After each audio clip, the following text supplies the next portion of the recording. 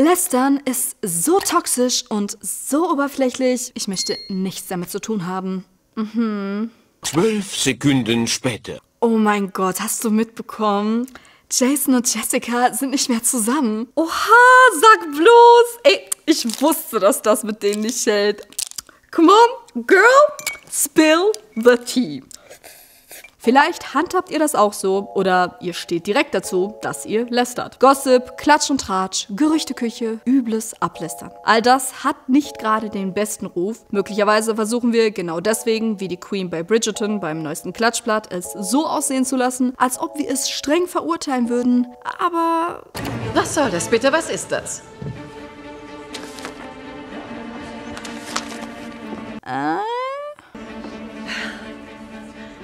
Das reicht für heute.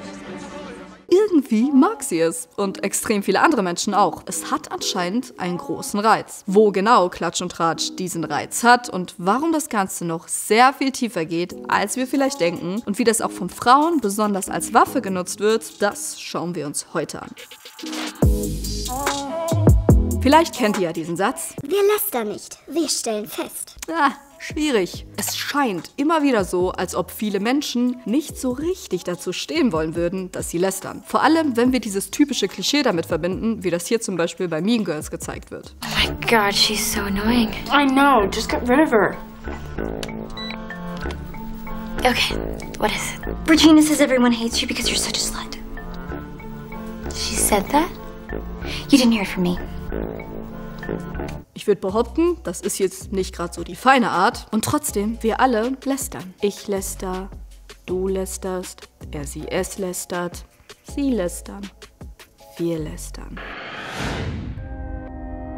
Es ist ziemlich egal wo, ob in der Schule, an der Uni, am Ausbildungsplatz, bei der Arbeit oder in der Freizeit, Menschen lästern, tratschen und tauschen sich über den neuesten, heißen Scheiß aus. Und wenn man das jetzt mal ganz allgemein sieht, dann geht es beim Lästern laut wissenschaftlicher Definition vor allem darum, Informationen über nicht anwesende Personen auszutauschen. Und wenn ihr jetzt denkt, wer? Ich?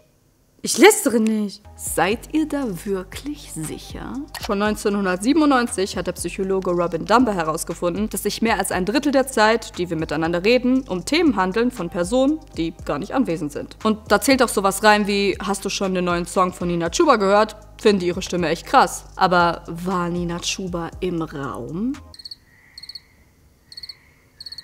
Kocht in eurer Gerüchteküche noch Satan nur Ungenießbares.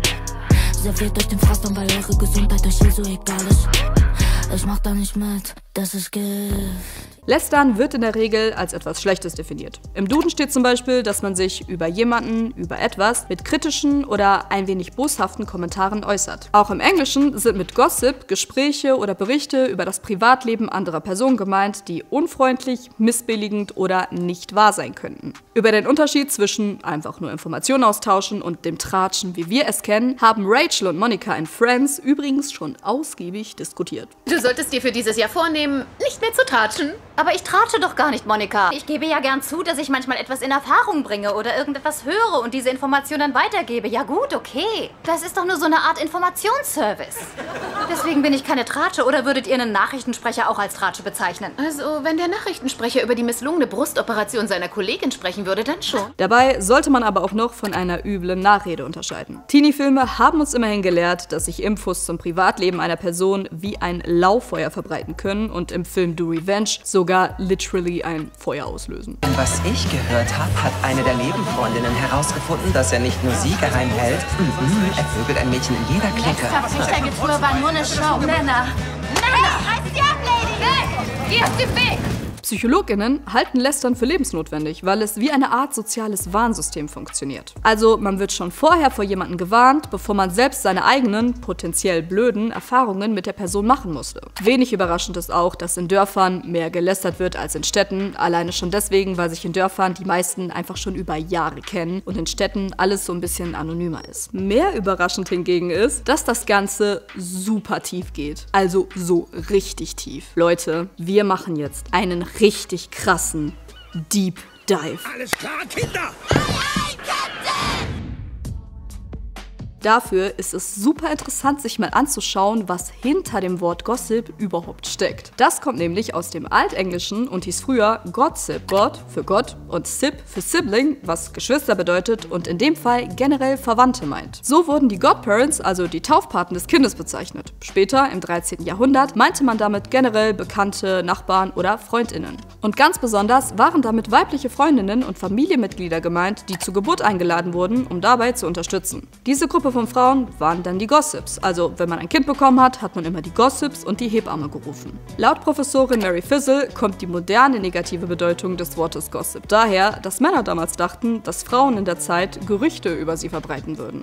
Auch im deutschen Raum war früher der Ort, in dem es Gossip gab, nur für Frauen. Hier waren es Waschplätze, wo es den Klatsch und Tratsch gab. Und Klatsch hieß es wohl, weil es Klatsch gemacht hat, wenn ein Wäschestück beim Waschen auf einen Stein geschlagen wurde. Hier haben Frauen neueste Informationen ausgetauscht und sich unterhalten. Männer waren von diesem Ort ausgeschlossen. Professorin Dr. Birgit Althans hat viel dazu geforscht und laut ihr finden sich sogar Hinweise darauf, dass Männer auch hier, wie bei den Gossips, richtig neidisch darauf gewesen sein sollen. Martin Luther hat das zum Beispiel gar nicht gefeiert und gesagt, dass die Weiber nicht mit dem Maul waschen sollen. Ey. Bald hat sich das Bild entwickelt, dass generell Treffen von Frauen und weibliche Freundschaften, in denen man sich austauscht, zusammen Aufgaben nachgeht und sich hilft, also Gossip macht, Hexenkulte sind. Gruppen von Frauen wurden also als Bedrohung angesehen und so hat Gossip einen sehr schlechten Ruf bekommen, den man besonders mit Frauen in Verbindung gebracht hat. Und es wurde auch bestraft. Frauen war es beispielsweise verboten, sich zum Plappern und Reden zu treffen. Eine Strafe konnte zum Beispiel eine Art Maulkorb sein, namens Scold's Bridle oder Gossip's Bridle. Auf Deutsch auch Schandmaske. Die war aus Metall und hatte vorne eine mit Stacheln versehene Platte, die die Zunge runtergedrückt hat, sodass man nicht sprechen konnte. Und wenn man es versucht hat die ins Fleisch geschnitten. What the fuck? Mit diesem Maulkorb wurden besonders sogenannte Scolds bestraft. Scharfzüngige, laute Frauen, die Gossip und Lügen verbreiten und oder Frauen, die der Hexerei angeklagt wurden. Aber auch nörgelnde Ehefrauen. Die wurden vor allem mit der Schandmaske bestraft, wenn der Ehemann das so wollte. Ich fand übrigens die Kommentare, die heutzutage unter Infovideos zu dieser Schandmaske gepostet wurden, sehr beunruhigend, da es sich viele spaßeshalber für die Frauen heutzutage zurückgewünscht haben. Lieben wir, genau.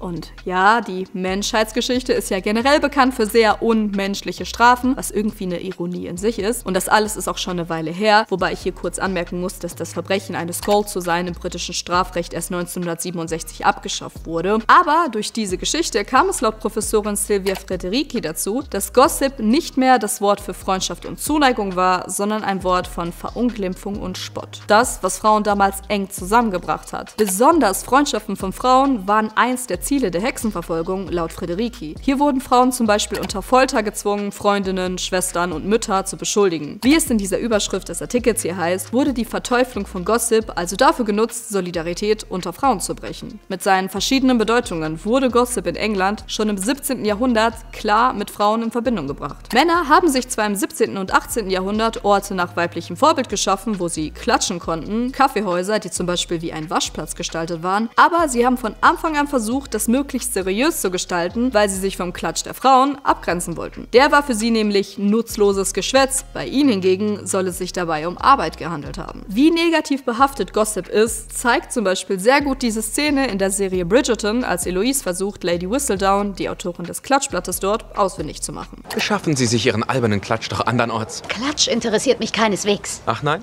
Etwa geheime Informationen über den begehrtesten Junggesellen der Saison? Ihre Annahmen überraschen mich kein bisschen. Einer Frau sind ausschließlich zwei Interessen gestattet. Die Ehe oder ihresgleichen spitzzüngig zu verleumden. Gewiss kam es Ihnen nicht in den Sinn, dass ich die Autorin finden möchte, um mit ihr über weit Intellektuelleres sprechen zu können. Wie die Rechte der Frau.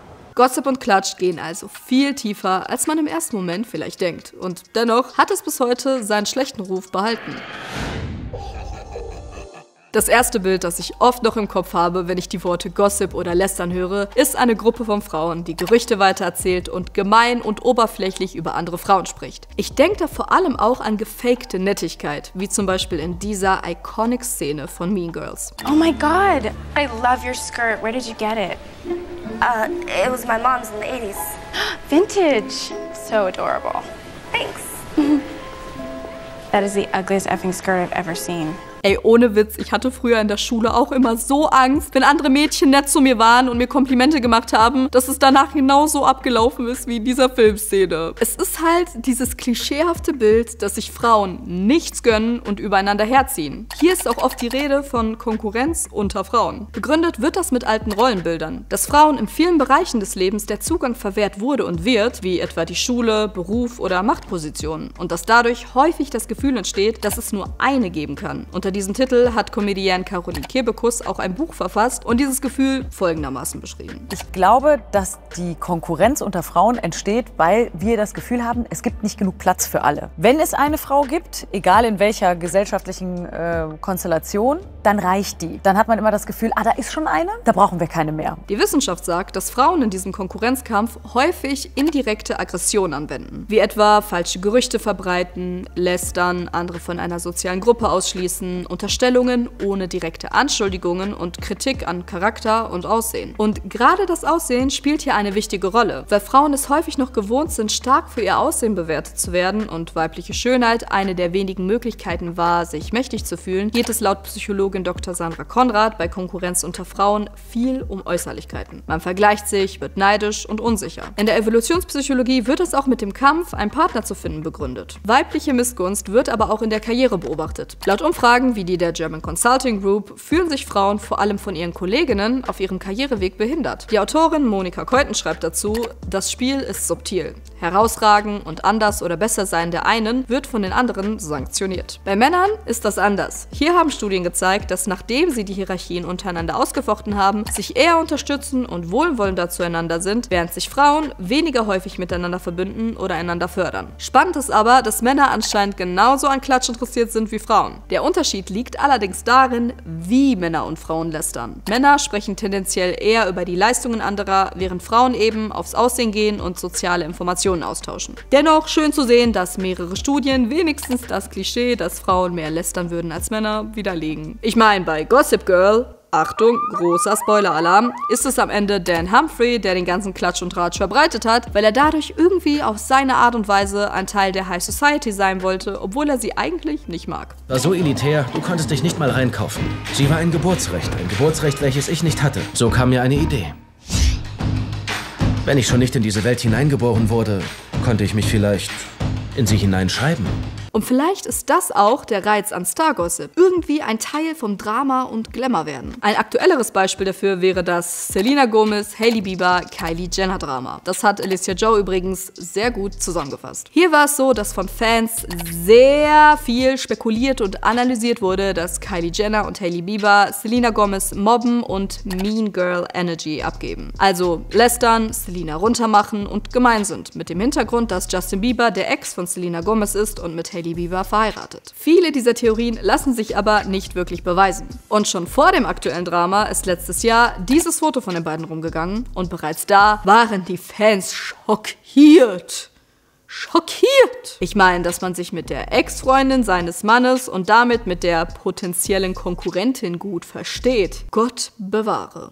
Das ist eins zu viel. Dabei wäre es schön, andere Frauen, und das muss jetzt auch nicht direkt die Ex-Freundin des Freundes sein, nicht als Konkurrentinnen zu sehen. Es ist wichtig, dass Frauen einander unterstützen und sich fördern, sagt die Psychologin Dr. Sandra Konrad. Wenn Frauen nicht zusammenarbeiten, dann schwächen sie sich. Ein großes Motto, was Frauen dahin bringen soll, ist Girls support Girls. Schreibt mal gerne in die Kommentare, wie es euch damit geht. Habt ihr euch schon mal dabei erwischt, wie ihr neidisch auf andere Frauen wart oder euch bedroht gefühlt habt? I don't judge, ich erwische mich selbst auch noch manchmal dabei. Ich denke, wir alle haben schon mal über jemanden geredet, der nicht anwesend war, sowohl positiv als auch negativ. Ich nehme mich da selbst nicht raus. Worauf ich aber versuche zu achten, ist, wenn mich das Verhalten einer anderen Person zum Beispiel verletzt oder ärgert, im Anschluss sie selbst auch darauf anzusprechen. Ich tausche mich dann vielleicht schon vorab mit jemand anderem darüber aus. Ich lästere doch nicht. Um meine zweite Meinung zu hören, mich gegebenenfalls abzureagieren, das hilft schon. Aber wenn ich es der Person dann auch ins Gesicht sage und wir an unserer Beziehung arbeiten können, dann bringt das, denke ich, noch sehr viel mehr, als wenn es nur hinter dem Rücken geschieht. Am besten dann einfach so. Du bist doch voll hässlich, das kannst du nicht tragen. Hey, stopp mal, was sagst du da eigentlich? Lass sie doch zu einem Schmetterling werden, ne? Ich sag jetzt, stopp. Ab jetzt werden wir Gazelle nur noch wertschätzen und liebevoll kommentieren. Gazelle, wie geht's dir damit? Na, ich merke, dass du das ganz krass auf mich projizierst, was du selber für dich empfindest. Das ist gar nicht schlimm. Ich durchschau dich. Ich liebe dich trotzdem. Generell muss ich sagen, die Art des Lästerns, die mich persönlich am meisten abschreckt, ist dieses typische, klischeehafte, gemeine Herziehen über das Aussehen oder die Outfits anderer Menschen. Wenn ich sowas in der Schulzeit mitbekommen habe, habe ich mich immer sehr unwohl gefühlt, aber auch bei anderen Formen von Lästern. Einerseits will ich der Person, die gerade über jemanden lästert, irgendwie das Gefühl geben, verstanden zu werden. Andererseits will ich aber der Person, über die gerade gelästert wird, nicht in den Rücken fallen. Ich bin nämlich so ein bisschen People-Pleaser. Dazu wäre vielleicht auch ein eigenes Video interessant, oder? Schreibt mal gerne in die Kommentare, wenn ihr Bock darauf hättet. Die Frage ist nur, warum lästern wir eigentlich? Über andere zu urteilen, ist einfach. Die meisten Menschen, die lästern, tun das, um sich selbst dabei besser zu fühlen. Stressabbau, Minderwertigkeitskomplexe, mangelndes Selbstbewusstsein, andere bewusst klein halten, Neid, all sowas können Gründe zum Lästern sein. Mittlerweile ist es erwiesen, dass das Reden über andere das soziale Miteinander stärkt. Also, wenn man jetzt mit seiner besten Freundin über die Neue in der Klasse oder auf der Arbeit redet, dann schweißt das zusammen und stärkt dieses Wir-Gefühl. So Sätze wie „Das musst du unbedingt für dich behalten" oder „Das bleibt unter uns" kennt wohl jeder. Ich stärke meine Freundschaften aber lieber anders. Dadurch, dass man sich unterstützt oder gegenseitig aufbaut. Psychologin Jennifer Bosson hat herausgefunden, dass zwei sich fremde Menschen besser verstanden haben, wenn sie beide eine außenstehende Person nicht mochten, als wenn sie positiv über diese Person sprechen würden. Krass, oder? Wenn man dann auch noch über etwas Peinliches spricht, was jemand anderem passiert ist, kann es sogar dazu führen, dass es den eigenen Selbstwert und das Ego pusht und oder man sich in seinen eigenen Ansichten bestätigt fühlt. Man sehnt sich also nach Bestätigung und Zuspruch. Lästern gibt einem auch eine Orientierung darin, was gerade so im eigenen sozialen Umfeld als cool und als weniger cool angesehen wird. Und es gibt uns eine Art Bestätigung darin, dass der uns das erzählt, vertraut. Das alles soll sich dann auch positiv auf unsere Gesundheit auswirken. Denn Menschen, die viele soziale Kontakte haben, haben eine höhere Lebenserwartung. Dass das aber alles auch ziemlich nach hinten losgehen kann, dazu kommen wir gleich nochmal. Aber bleiben wir erstmal bei der Theorie, dass das ganze Lästern gesund ist. Manche sehen es sogar als Selbsttherapie an, wie hier in diesem Zeitartikel. Warum Lästern so verdammt gut tut? Lästern ist wie Furzen. Irgendwann muss die verbale Schmutzwolke raus, sonst passiert noch etwas Schlimmes. Beim Lästern geht es auch oft gar nicht darum, ob irgendwas wirklich der Wahrheit entspricht oder nicht. Wobei man hier auch echt schnell auf die Schnauze fliegen kann und es auch noch sowas wie Rufmord gibt. Ich denke hier nur an die Szene aus der Serie Never Have I Ever, in der die Hauptfigur Devi einfach mal das Gerücht hat in der Schule rumgehen lassen, dass sie mit dem beliebtesten Schüler Paxton geschlafen hat, obwohl das gar nicht stimmt, nur weil sie dafür bewundert wurde. Es war nicht so, als hätte ich mit Absicht rum erzählt, dass wir Sex haben. Ach, ist das so? Wieso habe ich dann 1 Million Nachrichten von allen möglichen Leuten bekommen, die mich fragen, ob ich Sex mit Davy Wishwakuma habe? Meine Freunde sind davon ausgegangen und ich hab's nie richtig gestellt und es ist ausgeufert. Und wieso hast du es nicht gesagt? Weil du wolltest, dass sie denken, dass wir Sex hatten. Es geht also vor allem auch um den Unterhaltungswert für andere. Studien haben gezeigt, dass Klatsch und Tratsch und das damit verbundene Lästern meistens negativ ist. Da geht es vor allem um Themen wie Untreue oder Lügen. Naja, und wenn wir uns mal die Deutschen anschauen, dann geht es hier am häufigsten um den Nachbarn. Lol.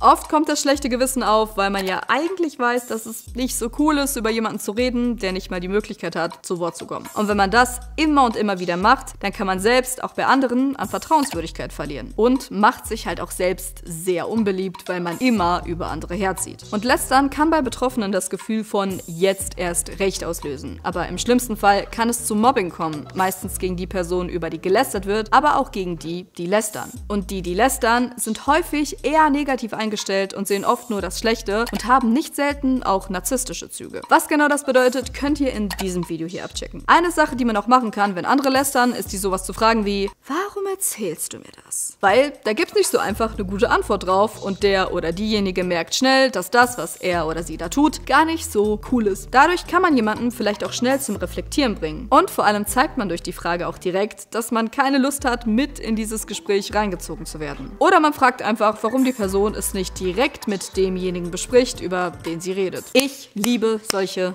Gegenfragen, auch wenn ich manchmal vergesse, sie zu stellen. Was sind da eigentlich so eure Tipps? Oder habt ihr diese Frage vielleicht auch schon mal ausprobiert? Schreibt's in die Kommentare.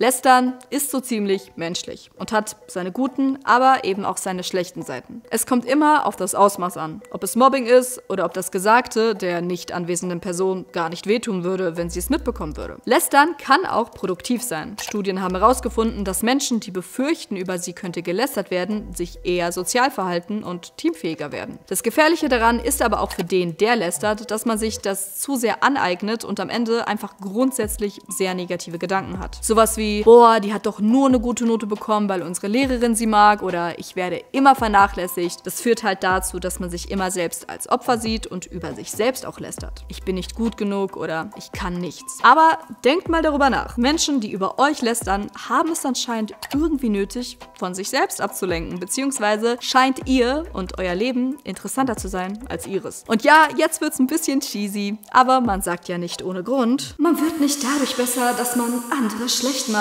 Schlaue Menschen reden über Ideen, dumme über andere Menschen. Nur weil euch jemand beurteilt, heißt das noch lange nicht, dass ihr euch verurteilt fühlen solltet. Okay, das waren jetzt genug Wandtattoo-Sprüche, aber ihr wisst, glaube ich, was damit gemeint ist. Wenn dich etwas stört, dann sprich es direkt an, denn das ist ein richtiger Brust-raus-Move.